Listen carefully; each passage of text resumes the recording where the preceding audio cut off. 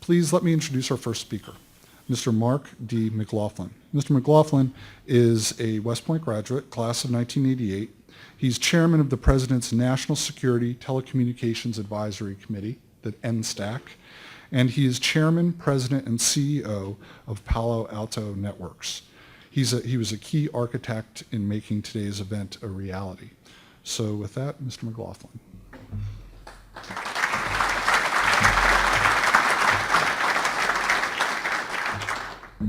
Good morning, everyone. It's great to see everybody here. I'm really delighted on behalf of Palo Alto Networks to be able to host this event. Thank you, Colonel Conte, Colonel Vega, and for all the distinguished folks in the audience today. It's kind of amazing to see everybody here because I believe that this whole thing was a conversation up here maybe October, right? I'm a terrible alumni. I had not been back to West Point since 1988 until October, and I was asked to come up for a briefing of the ACI, which I really didn't know much about, but I came up and spent a day with the team here, and I was just very impressed by what they were doing, and the fact that the Army had set up a cyber command, and cadets were graduating this year, and they're going to go pin that insignia on, and so I had the whole day with these guys, and you got to the end, and then I said, "What do you need?" Right? And not being business guys, they had no ask, right? And they said, "Well, we're trying to do some industry outreach. We want people to know what we're doing, and we're not really sure what we need." And so I said, "Well, if we're going to do it one at a time like this, it's going to be a long road, So we just had a quick conversation. So why don't you do something like have an event, and we'll invite some folks up here, and that led to saying, hey, how about you reach out into the other academies? And I said, I travel around the world constantly in my job, and I'm always floored by just how many alumni I meet from the various service academies who are in industry, and particularly C-level positions, and particularly in CIO and CSO and CTO and positions. And I bet you that if you try to put something together and put out an invitation, people may come, right? And this is a very, very important topic, and particularly if you do it with the other service academies, as long as we don't keep scoring anything, that you'll get a pretty good turnout, right? So, and then we offered to assist just because I know people are short on funds, and we put a marketing person on it, and whatever amount of time that is, here we all are. So congratulations on pulling this together in relatively short order and get such a great audience out here. My next task after that was 2 weeks later, I strong-armed Admiral Rogers in a bar in Palo Alto, California, and asked him if he'd be here. So we really appreciate you coming as well, sir, to be here. I think that's fantastic. And also, I was reminded this morning by Colonel Vega that asked that nobody from the private sector attempt to solicit anybody in uniform. So we won't do that. But at the same time that the ACI briefing is going on, there's going to be a tutorial on stock options in the conference room upstairs. Anybody's interested in that? So. But seriously, team effort is super important. I wanted to just spend a few minutes on why that's the case. Maybe obvious, maybe not. I'm kind of shocked sometimes when I'm around talking to people. Everybody's focused on cybersecurity, right? It's all we read about. Everybody's very interested in that topic. But I'm not so sure people in individual basis, even some companies, really think about why that's the case. And I'll tell you some of the stuff we discuss with the NSTAC. I have the privilege of being the chairman of the NSTAC. I've been the vice chair for 2 years now. I'm the chairman since November. It's out last week. Twice a year we sit with the president in sit room and get briefings. Usually Admiral Rogers briefs. Last week we had Jim Comey and Jay Johnson. And really only talking about two topics, right? One was encryption. And then the second is information sharing for threats, right? These are very related. I'm not going to talk about encryption today.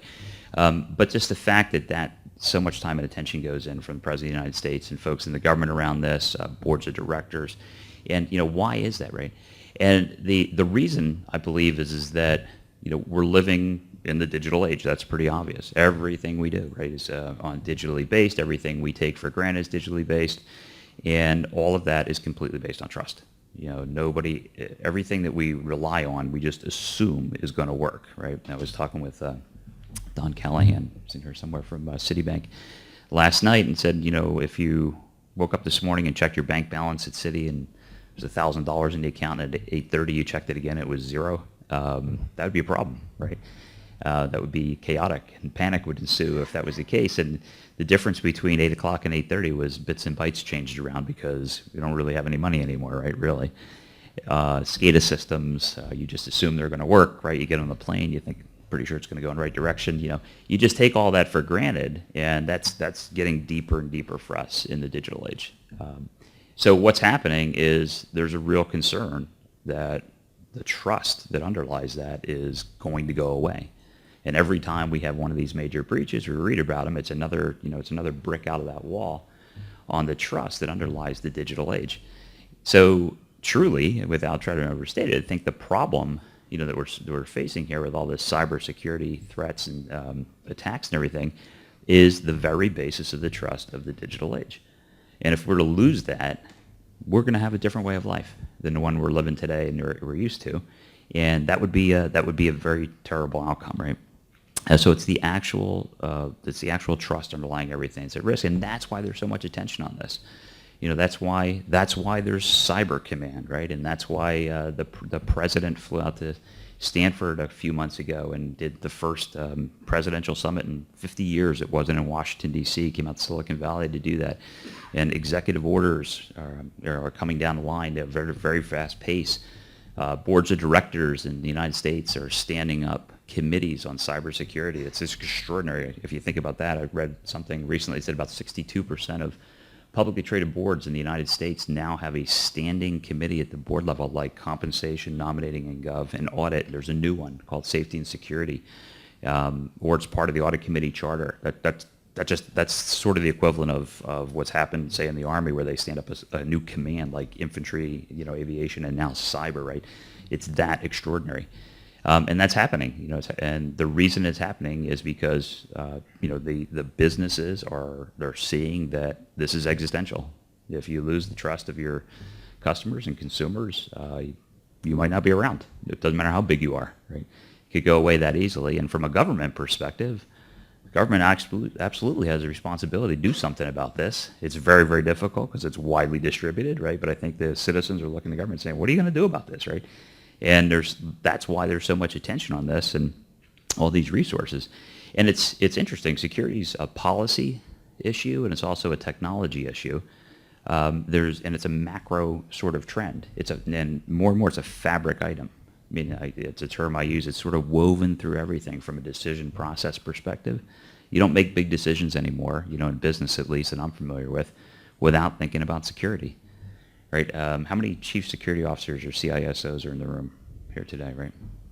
Yeah, so, I saw an interesting statistic recently that the shortest tenured job in the United States until recently, actually in public companies, was the CEO. Now it's you. Right? I was very happy to see that. My chief security officer is right there. He's class of '82.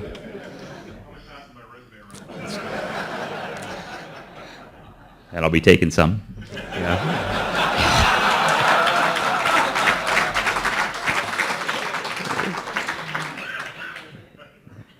But if you even just think about these positions of the C-suite executives who are in charge of this stuff now, not more than, I don't know, Maureen, you could, 8-10 years ago, if that.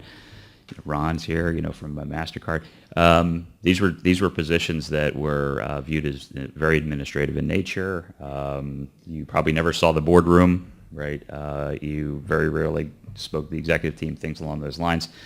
The good news is now these folks are in the boardrooms every quarter. The bad news is you're in the boardroom every quarter. That's why it's one of the shortest lived positions in what appears to be, and this is an important point, appears to be an intractable problem, right? And that's the main point I'd like to make today, which is I think it just appears that way, and I'll explain that as why. Which is, I think at the end of the day, what we're dealing with here is an extraordinary threat to something that's extremely basic for us, right? Our very way of life. But what's going on behind the scenes is, not to overly simplify things, but to try to make it simple, is there's a math problem. I'm a poli-sci major, so to say something like that is, puts me way out of my depth of expertise. But I think it's a math problem. And what I mean by that is the cost of compute power continually goes down. I think today, literally today, is the anniversary of Moore's Law, when Gordon Moore laid it out. Cost of compute power continually goes down. And what that means for us in all of this cybersecurity is when you have the declining cost of compute power going down like that, and a lot of these attacks are, in essence, automated, right? That's what the bad guys are doing. If I drew a curve for you, the cost of compute power is going down and the number of attacks are going up, right? These are highly correlated points. And what we have to do is flip the curve, right? We have to change that, flip it on its head, and change the cost curve here. That's not easy, but that at the end of the day is, I think, what has to occur. And I'm actually very, very confident it will occur over time. And where we need to end up is that the cost of compute power is not going to stop going down, right? So what we have to do, and the number of attacks is not going to go down, right? What we have to get to is the number of successful attacks go down dramatically. And if I put us in nirvana for a minute, they would go down to the point where there's going to be successful attacks, right? So let's just start with that. Like, you're not going to stop all attacks. But when an attack succeeds, it succeeds one time. That's period. Can never be used again. No variant can simply be remodeled and used 100,000 times like it is today. And if we got to that point where there may be a successful attack, and nobody wants to be patient zero, but if you were, the attack succeeded only one time, we'd be in a wildly different place on the cost curve, right? Because what that would mean is the bad guys have to start over every single time with a unique piece of malware in order to get a successful attack. That's really hard. That's very expensive. If we were in that position, the resources that are required to do that would need to aggregate. It would cost a lot. There's only so many people who know how to do that. And they would aggregate themselves. And when they aggregated themselves, they certainly would be easier to see from a financial perspective, from a talent perspective. And over time, if you could get them aggregated like that, international diplomacy, law enforcement efforts, lots of things that have a long way to go from where we are today, but I'm very confident we'll get there, we'll be able to do something about it. So in getting to that end state, there's really three things that are important. There's technology, there's process, and there's people. They all have to work together. We're a technology company. That's what we do for a living. But there's a lot of things that also have to be done from a process and people perspective. And we can see the chinks in the armor on this when you see all these major attacks, right? There's always something going on there about all three of those things usually working together. Technology that's not really prevention-oriented, processes that are very questionable when you look back and go, you did what, right? But you didn't highlight the process issue until the attack. And people issues where they just don't know, just hygiene, right, about what you should do. So all three of those things ultimately have to work together. And the one that I really wanted to focus on was prevention. That's not a word that gets tossed around a lot because when we go out and say we have to have a high degree of prevention, that's where our mindset has to be. Our entire company is built on a prevention mindset, right? Yeah, well, a lot of times you get scoffed at and say you can't stop anything, right? And I would posit that may feel that way today, but if we believe that we actually can't get to a very high degree of prevention the way I described the change in the cost curve, we're dead. We have to have a prevention mindset. It's very wise to be prepared for the successful attack that we'll get through from a detection and a remediation and a forensics, all those things. That's very wise to be prepared on that. But if that's the main strategy, we're already dead. And the reason for that is that all of the downstream stuff like that is incredibly people intensive. Right? And when you're up against an automated, highly automated adversary with a lowering cost of compute power, if you're trying to take care of that with, in essence, the least leverageable resource that anybody has, which is people, it's over, right? It's a math problem. So what we have to do is shift the mindset into prevention, and knowing, again, we're not going to prevent everything, but that's where we have to get to. So we can get to that end state I talked about, which is the number of successful attacks will go down dramatically. And a lot of what we're talking about generally as a society right now with these executive orders, all these companies that are working on this is really about that, whether we realize it or not, particularly on the information sharing. And I think having this kind of setup and the ability to discuss this is critically important. And I'll give you just a quick historical analogy on this. It's a terrible analogy. I've been using it. I've been told it's terrible, so you don't have to tell me. I know it's not good. It's the best I could come up with, which was I think I'm just trying to put what we're dealing with now into the arc of history, right? So 1957, Soviet Union launches Sputnik, right? Western world loses their minds, and rightfully so. The entire way of life is perceived to be at risk. A gap in technology that appears to be insurmountable, and for the next few years in time. And I actually have pictures of newspaper ads that I gathered to make this point, but I won't bore you with them today. You know, some of the best-selling items in the United States for the next 2 or 3 years, you know, backyard bomb shelters, non-perishable food items, Geiger counters, and first aid kits flying off the shelves, right, for the next 2 or 3 years. Conferences going on like this, you know, where people are talking about, you know, life in the post-nuclear Armageddon, and everybody's really focused on that, right, which was we have to wrap our head around what happens if that occurs. We need to be prepared for that, and there's nothing wrong with that, right? But that can't be the strategy. That's an acceptance of a change of life that nobody would do that, right? But for a few years' time, that's exactly what everybody was talking about. Now, at the same time, in the background, what was going on was the Mercury space program, right? So if you go 10 years later, Mercury space program's unveiled, and then lots of things beyond that. And what happened? Right? It fundamentally changed the calculus of the equation, and we ultimately got to a point where we are today, which was, in the case of that kind of threat, it has not been eliminated, right? But it has been properly compartmentalized into something that is an acceptable risk factor in our way of life. Nobody's practicing duck and roll.